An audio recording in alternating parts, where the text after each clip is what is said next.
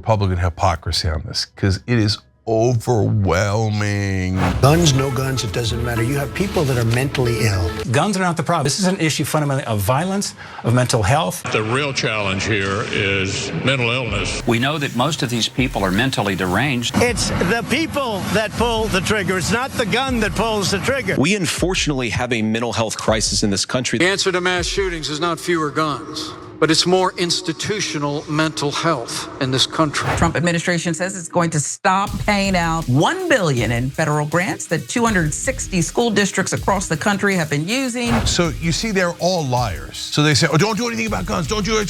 Hey, NRA, you got my check? Okay, oh, then you got it from the gun manufacturers that profit off of all the mass shootings and the deaths.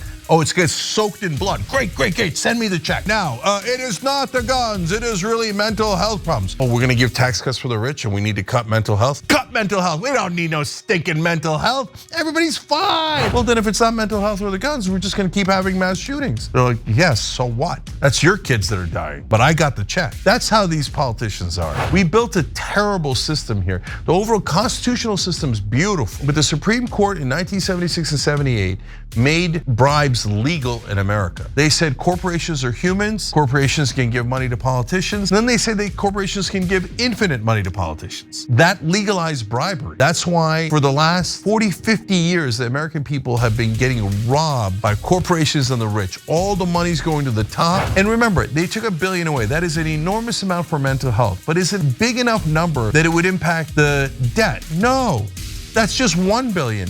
They added $150 billion to the Pentagon at the same time. Well, where's that money going? We don't even know, because the Pentagon can't pass an audit. But I'll tell you where it's going: to defense contractors that have legally bribed almost all of our Congress people and all of our presidents. So if you bribe these guys, whether you're a weapons manufacturer like guns or a weapons manufacturer like missiles and tanks and aircraft carriers, you're gonna rob the average taxpayers basically at gunpoint. But the #1 robbery, the great American robbery, is the tax cuts for the rich. They're about to do $5.5 trillion in tax cuts. What is that $1 billion in mental health cut going to do? It's gonna cause a lot of damage, but $1 billion versus $5.5 trillion. If they cared about the debt, they wouldn't cut this at all. They just wouldn't do the biggest tax cut of my lifetime for the super rich and for corporate interests. I'm sick of these politicians